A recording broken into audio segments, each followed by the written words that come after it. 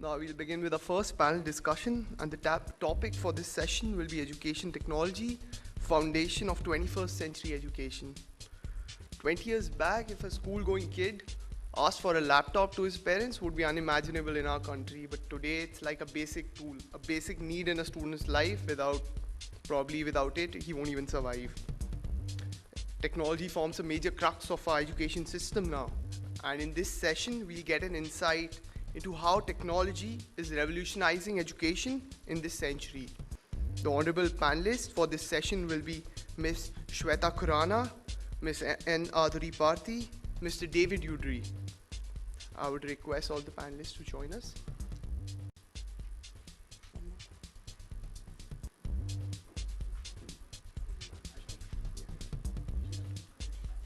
The moderator for this session will be Ms. Ashish Garg. Can I have a round of applause for our panelists and our moderator? For this particular session, we were supposed to have one more panelist, but has taken unwell and is not there. Before we begin, can I just request, as they do in all classrooms, get the backbenchers up in the front. Can I just request you all to please, get up, people on the last, on the last desks, yes, please. It'll give us a good boost to feel. Madhuri has a special request that our chairs should be left. But apart from that, I want all of you to please come up here. It'll feel good. The panelists will feel that their time is well spent, and we will have a blast of a session. So, yeah, let's kind of, It's also good we get to see our faces. Yes. Huh? We can gauge interest level. That's right. So with David and Madhuri here, I'm looking at this session. It says, Foundation of the 21st Century Education. It looks like a very appropriate topic to begin a session like, to begin a conference like this one, which talks about education learning. So I think we're all set. I want to acknowledge the presence of Dr. Poonam Kashyap from Dubai, a very, very famous educator. So, we're really delighted to have her amongst us. Her son founded IBIBO and is still running ibibo.com, and her daughter is Shibani Kashyap, the famous singer. All of you know about that. So I'm really glad that people like her are in the room today, because they are actual examples of people who let their children do what they wanted to do, to open up the vistas of this world for them so that they could become leaders in their own way. So, and that's what the point of construct today during the whole session and the day will be. I want to start with one thing. First of all, when we talk about integrating technology in education, I need to know, why do people integrate technology in education? Why do schools need to integrate technology in education? And I want to throw the floor open, first of all, to the teachers out here, to the educators out here, who are dealing with this challenge and opportunity every day. So I want to ask one of you, can I just ask one of you to please stand up and tell me, why do you think you needed to integrate technology in education? One compelling reason why you needed to put technology in education. Anyone, anything, yes. Dr. Kashyap, yes. Good morning, everyone, and thank you very much for welcoming me. Technology today is the wave, and we need to ride on it. Otherwise, it will swarm us. So I think this sums it up, that it is part of our life, our lifestyle, our tomorrow. And children today, they're growing up in this. For them, it is a native, it's kind of a native platform. For us, we've seen the entire education, evolve. So it's different, and for us to understand it, we need to realize that we have to ride on the wave of it. Yeah. Thank you very much. Yes, please. My name is Ajay Kumar Goyal. The integration fundamentally is required to understand the innovations. Okay, great. So two catchwords that we receive. One is that the world is changing very rapidly, and all of us have seen the education firmament evolve. Two, if we need to keep track of innovations that are happening, so we need to integrate technology. With that, I would like to open the first question to, okay, I see a hand over there. We need to integrate technology into education to cut short the time to understand.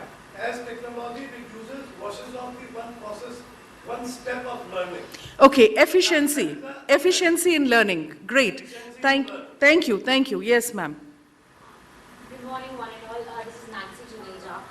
What I feel is we should always communicate in the language that other people can understand. There's no way I'm speaking in French and you are in English. We'll not be able to. We are not in the common way. And the same way, technology is the language of today.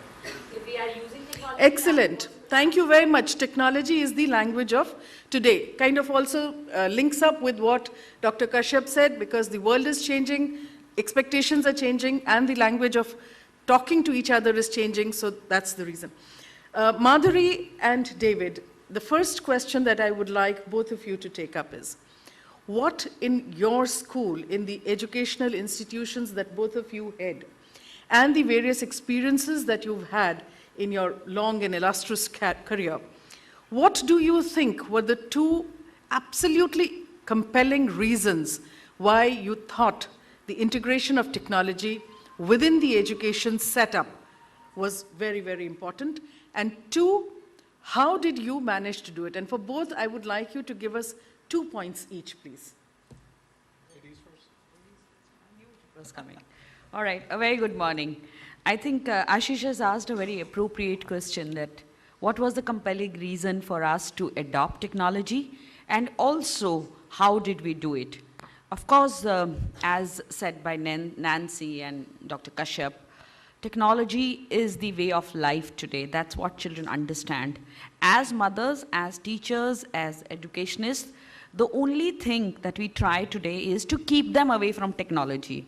I'm on a platform called Gurgaon Moms. Every 10 minutes there is a query that my child is glued to this little tool, what do I do? Last week in Delhi, there was an inauguration of a de-addiction center. I don't know how many of you read it in the newspaper. It was there that we need to have de-addiction centers for this tool, all right? So in that scenario, we all understand this is the way we can teach. This is the only thing that they are glued to. So why not use this tool? Why is it becoming a sin to use this tool called technology? And when it comes to asking how we did it, in my entire tenure, I think way back in 2000, we made our first website for our school, which was for an American host called Cyber Fair. One of my computer teacher who now heads Bal Bharti sitting here. She was the one who started it with me.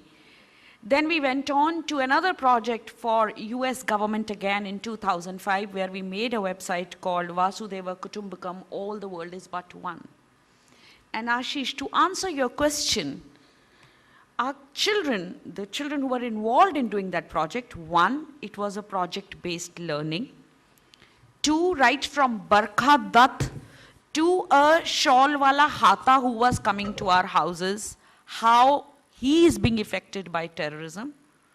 And in this entire process, technology was used. Every day they would take the dictaphone, keep it ready. Questions were prepared for people whom we were interviewing next day. We had interviewed the pilot of Kandahar IC flight. He was in our school. We had him talking to the children and telling him what actually went into that flight and how they managed the whole situation and how everybody came back alive. And he still has a case going against him, all right? And he was there in our school, and children used the entire gamut of technology to make that website. in 2005, even to load a website and to put content and to make a header and footer, every day my office almost became like a battlefield every day, you know. And children would leave a slip for me. You know, tomorrow we want to meet so-and-so. Next week we want to meet the head of Jama Masjid. We want to meet, at that time, St. Stephen's head, Williams was there. They wanted to meet everybody, interview everybody. And of course, the result was great. We stood first in the entire world out of 253 websites that were submitted. But today, all those children who participated, I keep track of my children. They are the pioneers in the world today in wherever, whatever field they are. They were all Starbucks colleges in the best of Ivy League colleges, all right? And today they're working with World Bank, they're working with McKinsey, and they are none of them is above 24 or 25 even today. If in 2005 they were in grade 9, 10, 11, 12, you can imagine where they are today. But that's what technology has done. It has changed their entire perspective, their entire life. So unless we as educationists take this lead, and especially today in this room, there are leaders sitting. I only see principals and directors and everybody sitting here. If we don't take this lead of blending technology and making it a part of our life, we are not reaching anywhere. I think that's a fantastic point, and it leads right into what I wanted to say. This idea about project-based learning, which is really a key skill needed for the 21st century, for the new life that's coming, or the new way of working that's coming. Students need to show what they have learned. They love to show what they have learned. So what our school has done, and my school is a brand new school, and we're in our second year, and we're only from nursery to grade 3. So not so much that we're not so worried about them having their mobile phones in the classroom yet. But what we use our technology for is to showcase what they have learned. If you go onto our website, every week we update it with examples of how our students have learned. We regularly mail to our parents, look, this is what's happening in the classroom, this is how your students are learning. We're teaching coding starting in grade 1 at Learn to Code. I saw that on Dr. Pant's presentation. So we're using technology not so much to impart our education, but to get our students to start thinking in a different way. Because I think that's really what the change has to come. The applications that are here and the applications that people are using, Edmodo, all these different things will be passé in the next 5 to 10 years. They will be supplanted. So, but what we have to do is teach our students how to work with, how to think within this world of education, within this world of technology. How can they better use the technology? Because they'll all be better able to use it than you or I. Right? But how do we teach them to think to use it in the correct way? The second concrete example that I'd like to use where technology becomes incredibly important. Before I came to India, I was working at a college, Community College of Vermont, back in the early 2000s. And if anybody's been to Vermont, it's a beautiful state. It's absolutely gorgeous. It snows a lot. And we had 12 campuses throughout the state. And when you get 3 feet of snow in one night, kind of hard for the students to get to the classroom. So what we used technology for was to bring the classroom into them. Early adapters of this flip teaching, and for our own meetings. So instead of having a departmental meeting with just everyone who's on your campus, you got to meet with 12 other campuses using the technology. So what technology does is makes you think in a different way, and it compresses both time and space. And this is what we need to use. Sorry, thank you, David. Thank you, Madhuri. I've been taking notes while the two of you were making your comments. And I'm kind of a little distressed with the usage of the phrase 21st century. It kind of looks like it's a destination, we have to go there, and once we've gotten there, we will live happily ever after.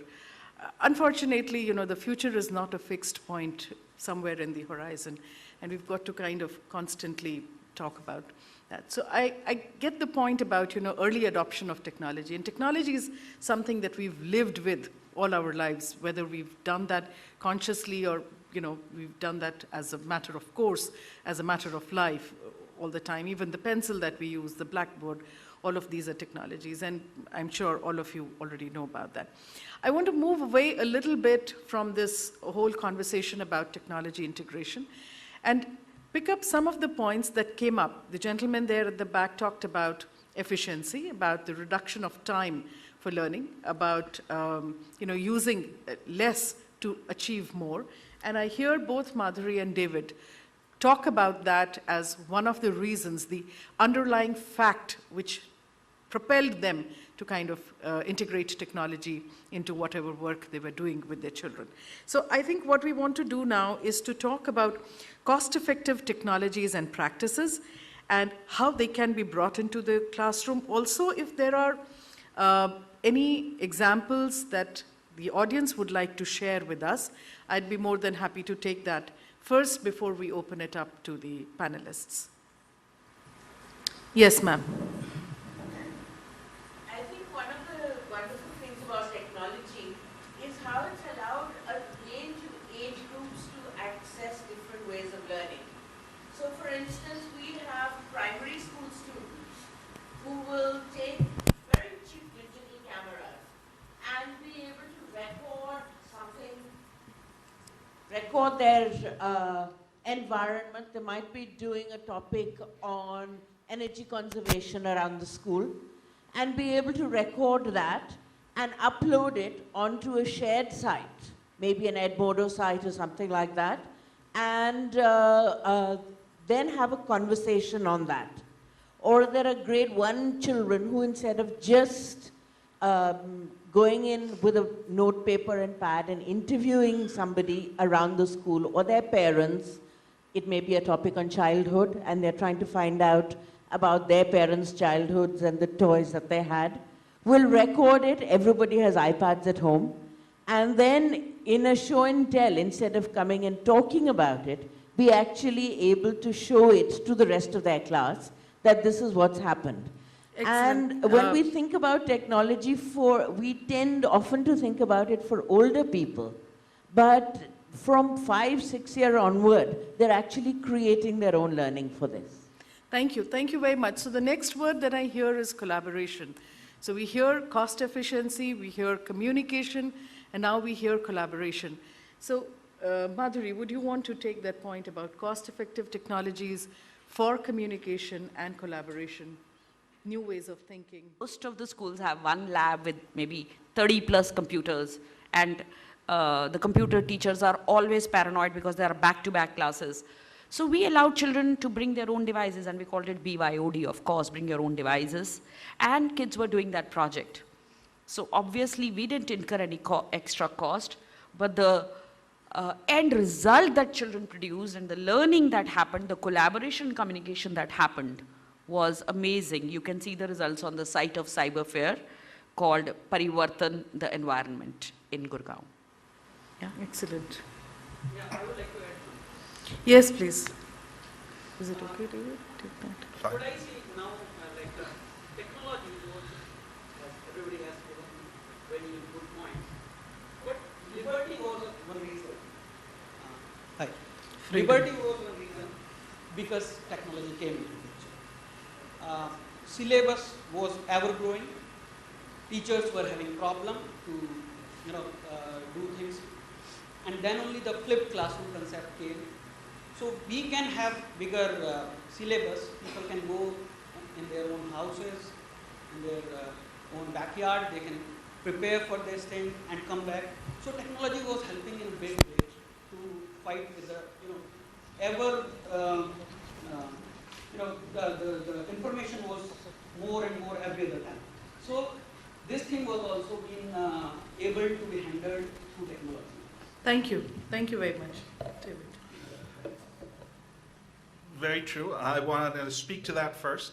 In my opinion, syllabus is now on its dying legs. Right? with the amount of power and information we can get in here, is what is it that we need to memorize? There's not much. We can always check things out. Google is there to help us. Other things will come up to help us. So what's more important is teaching students how to think, how to critically think about the information that they get. Because just as much good information is out there floating around us as is bad information, and how can they judge it?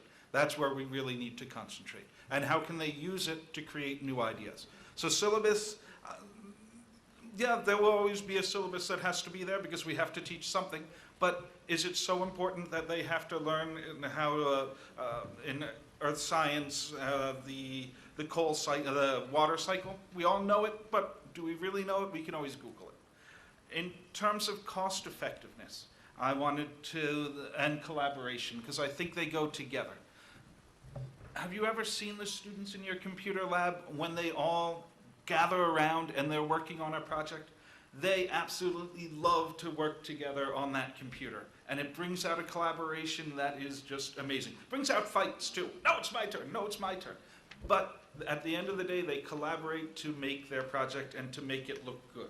And so the cost effectiveness is that they don't really need, everybody doesn't need their own device. They can all use the same tablet, and they can use it collaboratively to make great projects to explain their understanding of the syllabus, if it's still there. I have a point to make here, especially to answer that. You see, we all must understand, if we only keep delivering facts and figures, our role as teachers and educators will be obsolete. It's already obsolete, all right?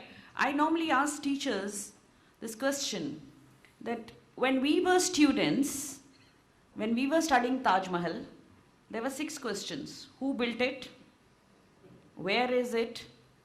Why was it built? Which was the stone used? And so on and so forth. Today, all this, maybe much more information is available at the click of a button. So who wants to listen to you? Why would a student come to listen to you? More information is available than you can impart. So until unless as educators, as teachers, we don't change our outlook, we don't start thinking in a different way, we don't start delivering in a different way, we will only have, so to say, disastrous classrooms. We can crib, they don't respect us. What should they respect you for? Just because you're wearing the label of a teacher? A teacher was respected for delivering far more than what a student knew. Today you are trying to deliver much less. So where does that respect come from? So until unless we start speaking their language, as Nancy said, we start teaching them the way they want to learn. I mean, if you're teaching Taj Mahal, let them Google and come back with that information and just do a project. You can't segregate curriculum from technology. Until and unless we will place curriculum as one entity and technology as another integrity, it's not going to happen. The idea here is to bring them together to enhance both the areas. Until and unless we do that and we take them as in silos as separate entities, it's not going to happen. So, yes.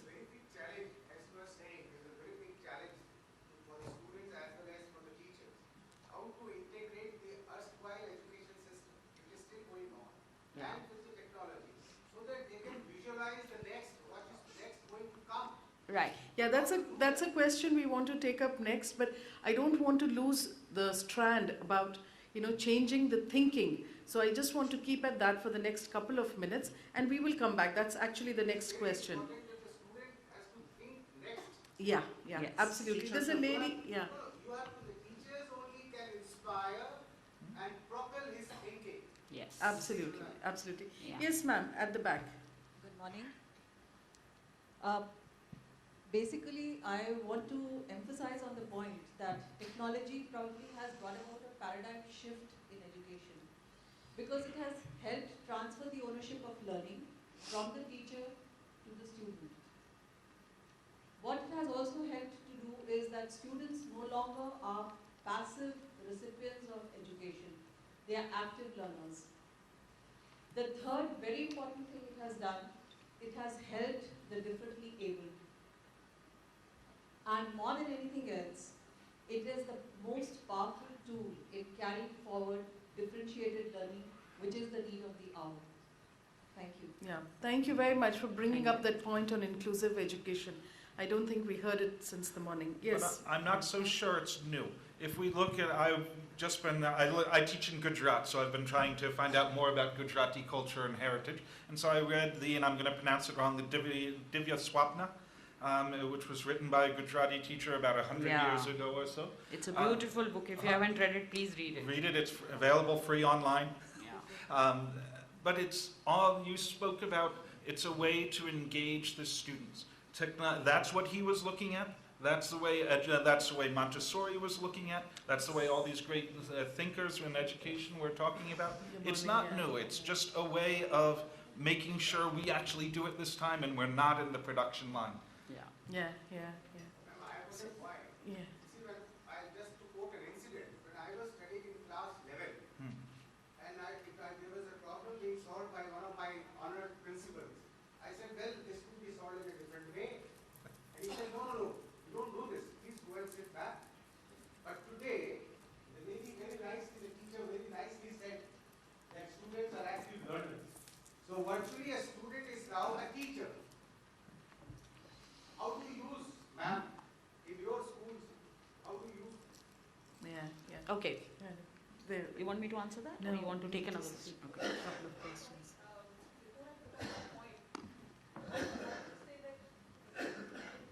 There's no misunderstanding. I'm totally in for technology.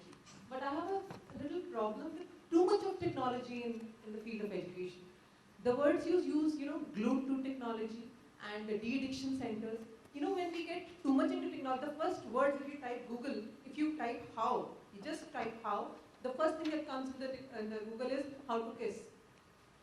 Couple of places you go down, how to get pregnant. My point is, use technology. No issues on that. The only thing is use technology responsibly. Before giving them the tools, before giving them everything, we need to teach them how to responsibly use it so that we can integrate the good points and leave the bad points. First thing you go to any stress buster center or any vacation center, the first thing they tell you is switch off your mobile phones and switch off your laptop so that you can, get in terms with yourself. So I feel, this is more important in teaching children before giving them any technological tools in the classroom. Absolutely. The ability to use technology in a responsible manner is a very big, point of discussion for all of us. There I normally give one example. Ashish has heard that example very often. When a kid is born, we give a rattle. And we normally do this to show the child that this is a rattle and not a hammer, although the rattle looks like a hammer. All right? So it's the same thing with technology. Until unless we tell the children how to use it constructively, and what I'm talking, all the projects and everything, project-based learning and sharing and looking for information on Taj Mahal is all about constructive learning. If we divert they will not move away from this, let's understand. That's the way of life. No, I'm not saying she's wrong. That's exactly what I'm saying. She's very right. As teachers, as educators, it's our responsibility to lead them to a path where they will use this technology constructively. Absolutely. That definitely is. Yes. Hello. Is not the student becoming a teacher to some extent? I'm saying absolutely right. Absolutely right. Student is today there is not what did I say? Why are we losing? We hear every day. It's not the same respect, when we go from the corridors. Now I hear this. So it is said child is the father of man at the age of 7 years. Yes.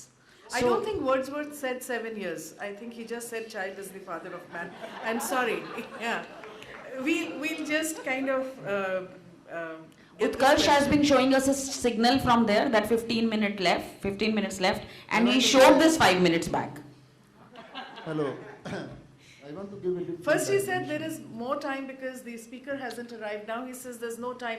I'm kind of getting a little confused about it, but yeah, we'll take that. I have a different take on all this. I don't know what is the composition of the schools here, but there are many schools with 3,000 rupees fees, and parents earning say 15,000, 20,000, 25,000.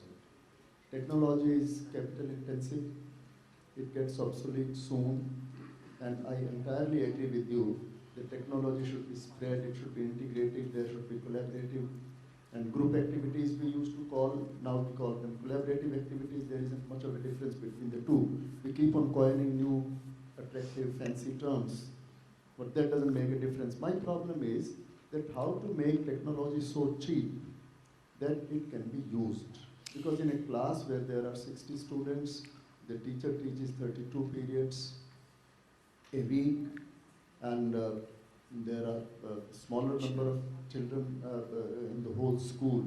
So the financial feasibility of all this becomes difficult because 20% children come from rich families and all that. Yeah, so that is what you hinted when you were talking about the cost effectiveness. Yeah, how we to will. do it. Yeah. And So at I different think what levels, we can because do is I find take off. the levels in schools is so huge, the difference in levels of different schools is so huge that how to make that compatible, that is the question. Yeah, so what I'm going to do is take off from here right on and talk about cost effectiveness of integrating technology in the schoolroom, in the classroom, and also talk a little bit about the barriers. I mean, we've talked about the good things, we've talked about the, achhe din aa rahe hain with technology, but I also want to hear about the challenges. I also want to hear about, what were the barriers that you as leaders in your school faced when you wanted to integrate technology in the classroom.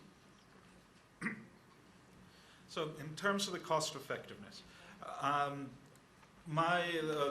we have a program called GGIS Cares, where our students are leading a donation, an effort to collect donations of used technology. So as people outgrow these their smartphones and everything, they get older, we can collect them, and we're in very close partnership with the government school, which is right near our village. Is this the answer? No. But it's the only way that we can do anything to help right now as we're trying to establish our school. I think bigger schools can do that. There's no reason why all the part of the IB curriculum is community creativity, action, service. These schools should be doing this, leading technology donation jobs. That can be spread apart. There is the Akash tablet computer, which is Indian made, Indian grown, and is rather cheap. It's still not cheap enough for use in the government schools, but we're heading that way. So the cost effectiveness is always going to be an issue. We don't need, in my opinion, things like whiteboards. I've never used them in my school, so a challenge. Yeah. All the teachers, you got to give us these interactive whiteboards. No, I don't. Why? I didn't like any of the content. Why do you want it on there? I'll get you a projector, I won't get the interactive whiteboard. And so managing these expectations of the latest big device. I was last Friday, Apple is on a tour of India promoting their products, and it's a lovely device to use, the Apple iPad or Pod or whatever it's called. It's beautiful, but it's not necessary for all of our students. It doesn't need that top-end stuff. And our teachers need to understand that even if you're working in an international school, you don't need the top end. You can do well with the lower end stuff, and it's a matter of how you use it, teaching your students how to think about how to use it correctly. Thank you very much. And adding on to that point, especially for you, the two schools where I'm talking, especially the two things that I've talked about with examples for my cyber fair and these are all 3,000 fee schools, and with the 40 children in a class and teacher taking 32 periods. It's all in the mind.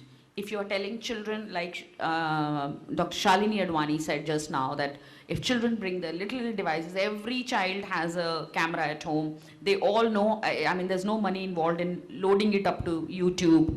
I think it's all in the mindset of the leadership and the teachers. And once they decide that there'll be no barriers, there are no barriers actually. It's all in the mindset. Thank you. I think we'll take 2 questions and then I will wrap it up. Yes, sir, right at the back. We are somewhere confused between the technology and the digital technology. We need to be confused between the technology and the digital technology. This gentleman has asked about the cost effectiveness of the technology. The schools who cannot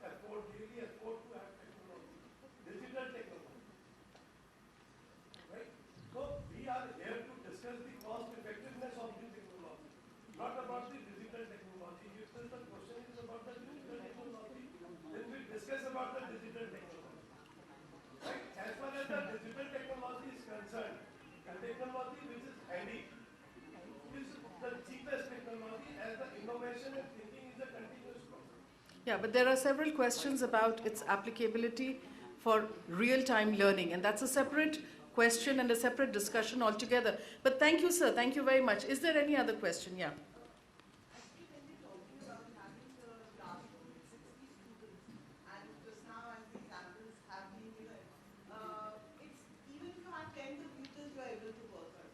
And the technology, as Sir just said, that we don't have to keep changing the technology in the school itself. It's the adaptability. Absolutely, yes. Adaptability, yes. Thank you, ma'am. At the back there. Yeah. We just had, I just heard on the challenges that ma'am encountered. But apart from the hardware, software, that sort of thing, I think you would have encountered a greater challenge in terms of mindsets of teachers who have been teaching over a period of years, in a particular way, and now to adapt or change to new technology. I think we could hear you better without that piece of technology, yes. There's a lot of human resource addiction. You have teachers, you have a lot of people beforehand. And traditionally, they have been teaching in a particular way over a period of years, and they used to that sort of atmosphere and working atmosphere. So, how easy or difficult is it for you to try and change their mindset and to get them to use and adapt to new technology? Thank you very much. Yeah. Thank you very much. I'm afraid this is just the absolute last point, yes. I'll cut short, ma'am. I was very much satisfied with what the point the lady there said about the technology use. I'm also into technology. We're all talking about just probably the teachers, the management, and the students. It is not just the two people. It is the parents who have to come in if we have to use technology.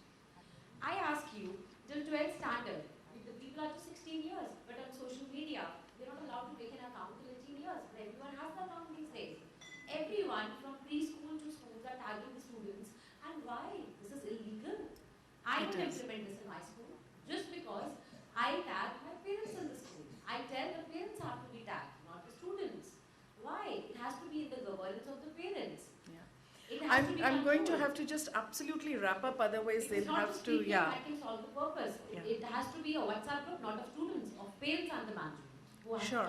Thank you very much. I think a couple of points that come up, and as a wrap-up, I'm just going to collate some of the points, add my thoughts or bit of my experience to that, and leave you guys with some questions to ponder over till the next session.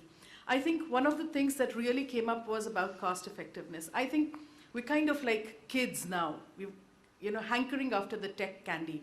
David made a comment on that, and he said, technologies will keep coming, but the point that that lady over there made is the relevance of technology.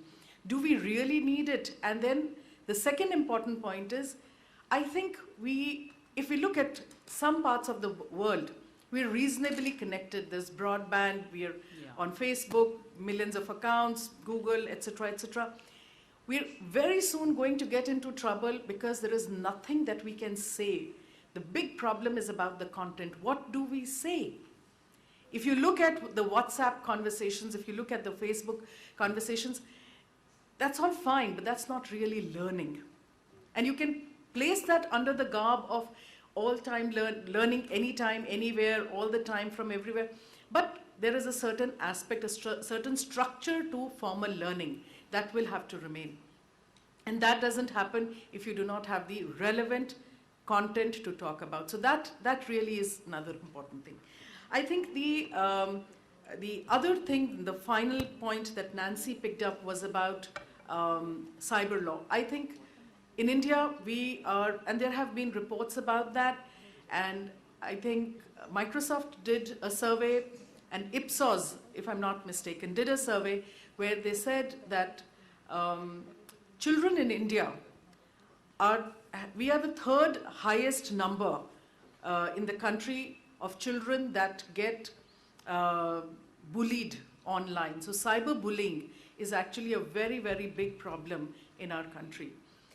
In 2000, the IT Act was reconvened, and it was redone to make sure that several other things like the Bankers Act, the Parliamentarians Act was kind of, placed under that. But the Juvenile Justice Act still does not fall into that. I think we really, really need to work on a uniform cyber law for this country. And that is going to be paramount. I think for all educators, it is time that we get together. We can do a Facebook page, we can do a group, we can start off. I would urge all of you to do this because children are losing their lives, children are losing their confidence. Parents are going berserk trying to find a solution to this, but there is no end to this problem. And most people do not want to talk about it. Doesn't fall within the purview of the school, so schools do not know how to react to a complaint about this. Can I just say, add something on this one? I think one of the essential new areas of learning that schools have to adopt is something called digital citizenship. And it is, we can't say that it is not our problem. It is, as you're saying, cyberbullying is one example of it. At our school, we have this clear rule that in any case, children, of course, should not be on Facebook, but until the age of 14, I think, is the requirement. 18, I think. 13, yes, 13. But the reality is that they do. And we need to educate them about the fact that this is a public presence. So we have a rule in our school that you are accountable for anything you post on Facebook. We have the right to look at it. It is not a private space. If it is something that refers to another member of staff or another student, it is just like any disciplinary infringement that happens within the school walls. Yeah. What the school walls are, I think, have been fundamentally reshaped with technology and the public. Thank you, ma'am. I think I'm seeing that card over there telling me the time is out. Finally, as the last wrap-up point, I think as the virtual world gains, what will really become the next new scarcity is real-time experiences. When I was at the World Bank, we had this great man, he's not alive anymore, Dr. R.W. Bernesky, who wrote the first book in 1997 about breaking down digital walls. So those, the thoughts of that book resonate with me today, and I'm kind of thinking that we are already, reaching that point where we are trying to talk about broadband connections on the one hand, and we're talking about cybercrime on the other hand, and on the third point, we're trying to talk about how do we continue to remain one collaborative world. I think material now in the room. I would urge all of you to please step out, take these conversations offline, discuss, make your groups, and let's post them all on EdTech Review. Thank you very much for your time. Thank you for listening to us, and thank you, my panelists. Thank you very much. Thank you, ma'am. Thank you to your panelists. I would request Ms. Ashish Garg to felicitate our panelists.